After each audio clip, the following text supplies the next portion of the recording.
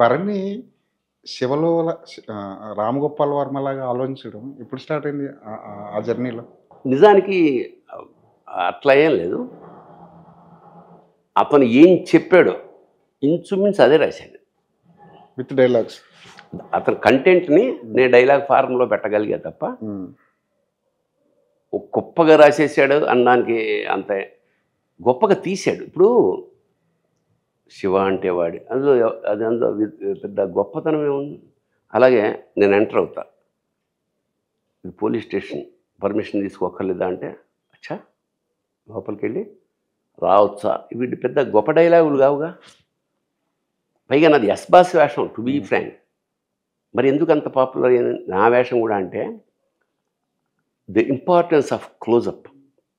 వర్మకి అది ఆల్కెమీ. ఎక్కడ క్లోజ్ చేస్తే వీడు టోటల్గా రిజిస్టర్ అయిపోయి ఏ సందర్భంలో ఇప్పుడు చైన్ లాగుతున్నప్పుడు ఫస్ట్ గిరగిర క్లోజ్ షాట్ పడుతుంది కదా, ఆ విజువల్ చాలా కాలంగా ఉంటుంది. సో దట్ ఆ స్క్రీన్ ప్లేలో గొప్పదనం అంటే ఎక్కడ వీడి క్లోజ్ చేస్తే వాడు శాశ్వతంగా గుర్తు. ఏ స్థాయికి నానాజీ వేషం ఎస్బాస్ అని నేను అంటున్నా.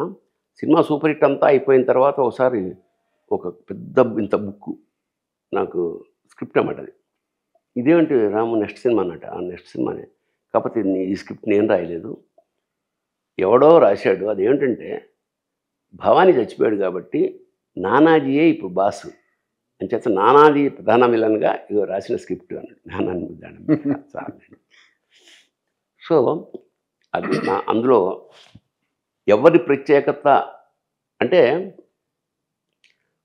అది ఒక విధంగా రామ్ గోపాల్ వర్మ దశావతారం, లేదా 24 క్రాఫ్ట్లో అతనే ఇన్ఫ్లుయెన్స్. ఇంకో ఇన్సిడెంట్ చెప్తా. ఫస్ట్ డే ఫైట్, మాస్టర్ పేరు ఎందుకు కానీ రెగ్యులర్ ఫైట్ మాస్టర్ వచ్చారు. వచ్చి వాళ్ళు నాగార్జున అప్పటికి 2-3 సినిమాలు చేశాడు కాబట్టి అవగాహన ఫైట్ అంటే ఇలా ఉంటుందని. ఇతనికి లేదు. ఈ సినిమా ఇండస్ట్రీలో ఎలా ఫైట్ చేయించాలనేది దీనికి ఒక ఐడియా ఉంది. బట్ మొదలవగానే నాగార్జున కొడితే వాళ్ళు వెళ్ళిపోయి కింద పడ్డా ఇతను స్టన్ అయిపోయాడు వర్మ. నేను అబ్జర్వ్ చేస్తున్నా. నేను ఇంటర్వల్ లంచ్ దాకా చూశాడు, బ్రేక్ చెప్పేశాడు. అందరూ వాళ్ళు రిలాక్స్ అయిపోగానే నాగార్జున దగ్గరికి వచ్చి ఈ ఫైట్లు అయితే నేను చేయలేనండి అంటే, మరి ఇంకెట్లా ఉంటాయి ఫైట్? చూస్తున్నా, I don't want these type of fights. అది మాస్టర్ రిజిస్టర్ ఫైట్లు అన్నీ వద్దు, నేనే కంపోజ్ చేస్తా అన్నాడు. నువ్వు ఎట్లా చేస్తావు అంటే, ఒకటి చాలామంది తెలియని విషయం అంటే ఈ నోస్ బాక్సింగ్. ఇప్పుడు అతను మ్యానరిజం ఎప్పుడన్నా ఇంటర్నెట్ ఇప్పుడు చేస్తుండే తెలియదు, గతంలో ఇలా అంటుండేవాడు. ఈ వాజ్ అ బాక్సర్. అయితే ఏం చేయమంటావు అన్నాడు. ఏం జరిగిందో షెడ్యూల్ ప్యాకప్ అన్నారు. అంటే ఇప్పుడు అప్పుడే లేదని ఎవరిని రానివ్వదు కానీ, ఇప్పుడు లేదు ఇదేంటి ఒక రోజే అనుకున్నాం మేము. తీరా నెక్స్ట్ డే షూటింగ్ ఉంది, అందరు కబుర్లు వచ్చి వెళ్ళాం. ఫైట్ మాస్టర్ లేడంతే. వచ్చాడు, ఫ్యాట్ ఫ్యాట్ ఫ్యాట్ 3 దెబ్బలు, ఇద్దరు పడిపోయి ముగ్గురు పడిపోతారు, ఇంతే ఫైట్. అండ్ అవునా అనుకున్నాం మేము. అతను కూడా బాగా Nagarjuna might have believed hero ఇలా ఉండేది. అంటే అన్ని క్రాఫ్ట్ని మాడిఫై చేసేసాడు. సౌండ్ అతను కలకత్తా నుంచి పిలిపించారు సౌండ్ రికార్డిస్ట్ని. ఫర్ ద ఫస్ట్ టైం ఆ సౌండ్ ఎప్పుడు అంతకుముందు మనం ఏ సినిమాలో విని ఉండని సౌండ్స్ కదా. అవును. దీపన్ చటర్జీ అనుకుంటా సౌండ్. ఆ సౌండ్కి ఒక వ్యక్తి ఉండేవాడు అనేది ఎప్పుడు మనం ఎరగం. రికార్డింగ్ 1 నెల రోజులు చేశారు, నెల ఇంకా ఎక్కువ. జనరల్గా ఈ ఎఫెక్ట్సే 1 నెల రోజులు చేశారు. అంతకుముందు ఎఫెక్ట్స్ ఎలా ఉండేవంటే గుర్రం పరిగెత్తాలి, 2 కొబ్బరి చిప్పలు టక్ టక్ టక్ టక్ టక్ టక్ టక్ టక్ అయిపోయింది, డోర్ కీ అయిపోయింది, ఇసుక పోయడం అక్కడ కొన్ని చేసేసి 2-3 రోజుల్లో సౌండ్ ఎఫెక్ట్స్ అవుట్ అంతే. 1 నెల రోజులు చేసాడు. ఎందుకు చేశాడంటే వాళ్ళ నాన్నగారు సౌండ్ రికార్డిస్ట్. అవును. సో సౌండ్ కూడా ఒక అవగాహన ఉంది.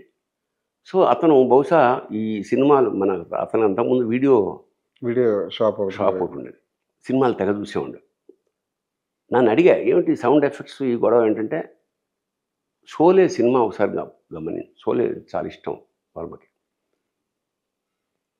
చెప్పాడు, ఇలా వెళ్తుంది, గాలి సౌండ్ వస్తుంది, ఇంకొంచెం ముందుకు వెళ్తాం, నీళ్ళు కొడుతున్న బూరు సౌండ్ వస్తుంది, ఇంకొంచెం దూరికి వెళ్ళాం, చిచిక్ చిచిక్ అనే ఇది మన ఏదో గోధుమలో జొన్నలో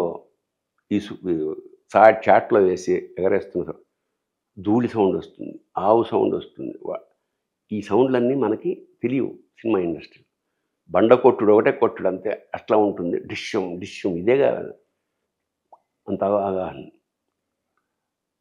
ఇంకా ఒకసారి ప్రాక్టికల్ ఎగ్జాంపుల్ ఏం చెప్పాడు, కార్లో కూర్చున్నాం, Bharani the effect of sound effects అని మనం ఏదైతే అంటున్నామో, ఇప్పుడు మనం దాదాపు ఒక ½ అన్ అవర్ ట్రావెల్ చేస్తాం కదా, మీరు దయచేసి కళ్ళు మూసుకుని వినండి. కళ్ళు మూసుకుని ఏ సౌండ్ వచ్చినా దాన్ని రిజిస్టర్ చేసుకుంటూ వెళ్ళండి. నేను కళ్ళు మూసుకున్నాను. అంతకు ముందు తెలియని అనుభూతి ఏమిటంటే, సైకిల్ పెడుతుంది, మనుషులు పెడుతున్నారు, కార్లు పెడుతున్నాయి, బస్సులు పెడుతున్నాయి, జనాల గోల, ఎవడో అరుపులు కేకలు, కొన్ని వందల వేల సౌండ్లు రోడ్ల మీద. అంటే వీటిని మనం పట్టించుకోకుండా వెళ్ళిపోతున్నాం. వర్మ అనేవాడు పట్టించుకున్నాడు, సినిమాలో పెట్టాడు. అంతే. That is the only magic.